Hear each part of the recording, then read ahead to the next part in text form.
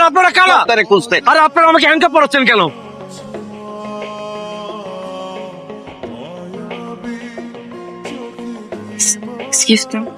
না মানে আপনি তো এই অফিসের জি জুনিয়র এক্সিকিউটিভের পদের ইন্টারভিউটা কি এখানে হচ্ছে? হ্যাঁ এখানেই তো হচ্ছে। আপনার ইন্টারভিউ কল টাইম কখন? 12টায়। তো এখন তো মাত্র 11টা বাজে, আপনি তো অনেক আগে চলে এসেছেন। আসলে রাস্তায় অনেক জ্যাম থাকে তো ওই জন্য একটু। প্রথম ইন্টারভিউ? এর আগে কখনো ইন্টারভিউ দেওয়া হয়নি, সরি আমি একটু বেশি নার্ভাস। হ্যাঁ আপনাকে দেখে কিন্তু সেটা বোঝা যাচ্ছে। আপনি বসুন, পানি খাবেন? হলে ভালো হয়। আচ্ছা আমি এনে দিচ্ছি। Thank you.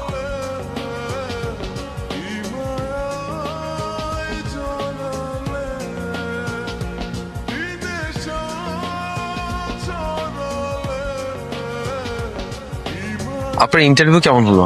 খুব ভালো, কিন্তু আমার তো কোনো এক্সপিরিয়েন্স নেই আগে। এক্সপিরিয়েন্সটা ম্যাটার না, জাস্ট প্যাশন আর কাজ করার স্পৃহাটাই আসল। তাহলে আপনার সাথে দেখা হচ্ছে? আমাকে তো এখনো অ্যাপয়েন্ট করা হয় নাই। আরে হয়ে যাবে না, আমার মন বলতেছে। আপনার নামটা? সামিয়া। Okay. আপনার? Millat, Millat Mahmud. Thanks for everything. Thank you.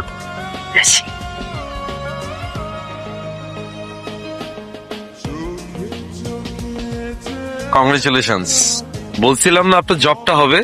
আপনার জন্য জবটা পেয়েছি, কিন্তু আপনি ইন্টারভিউ বোর্ডে থাকলে আরো বেশি ভালো হতো।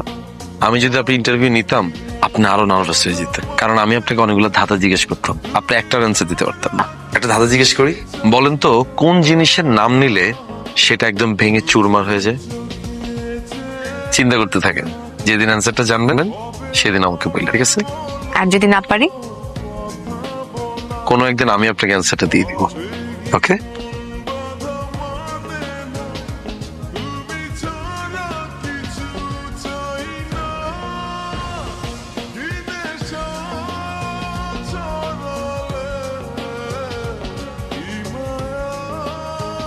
কোথায় যাচ্ছেন? বাসায়, বাট গাড়ি পাচ্ছি না। আপনি চাইলে কিন্তু আমার এই ছোট্ট ভাঙাচোরা গাড়িতে যেতে পারেন। আমার বাসায় যাওয়ার পথেই তো আপনার বাসাটা পড়বে না, আমার এক্সট্রা কোনো অকটেন খরচ হবে না। ওকে। Thank you.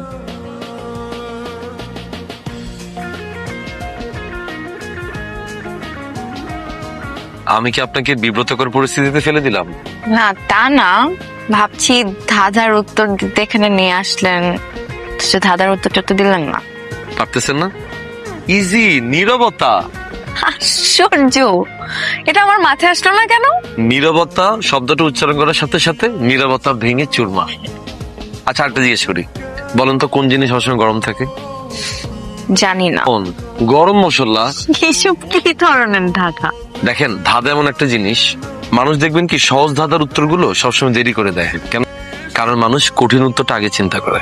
আর আপনি কি সবসময় এরকম ঘুরিয়ে পেঁচিয়ে কথা বলেন? এটাই তো মজা, সহজ করে বললে তো আর মজা থাকবে না। আচ্ছা বলেন তো কোন জিনিস মানুষ সবচেয়ে বেশি নিজের কাছে লুকিয়ে রাখতে চায় কিন্তু সবচেয়ে বেশি ধরা পড়ে তার চোখে? চোখে? কান্না? হয়নি, ভালো লাগা। আমাদের আকাশ জুড়ে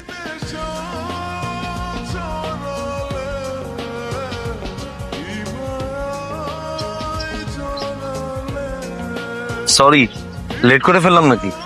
একটু আগে আসি। এই মিথ্যা বলতেছো কেন? কিভাবে বুঝলেন? কারণ তুমি যখন অপেক্ষা করো এরকম দাঁত দিয়ে নৌকা মেতে থাকো, এই যে এখন যেটা করতেছো। এত কিছু খেয়াল করেন আপনি? খেয়াল করতে হয়। কি দেখেন? সমস্যা দেখতেছি।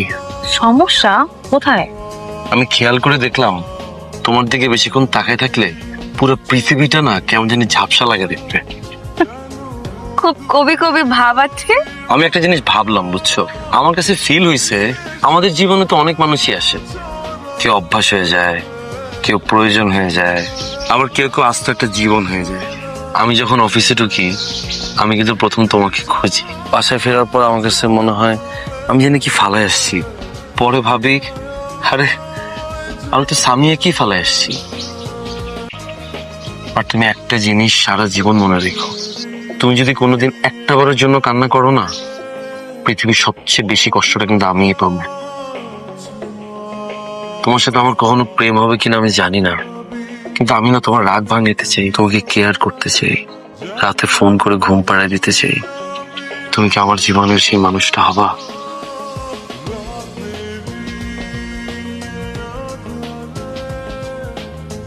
সেই দিন থেকে আমাদের দিন খুব ভালোই কাটছিল।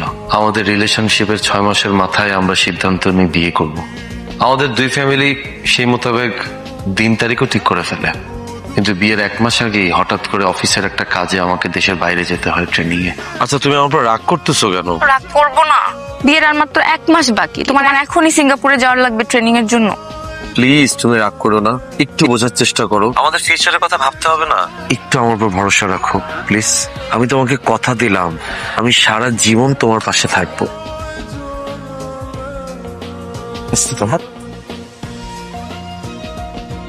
কি ভয় পাইতেছো? আমার চেহারাটা ভয়ঙ্কর হইলো, আমার মনটা খুব নরম।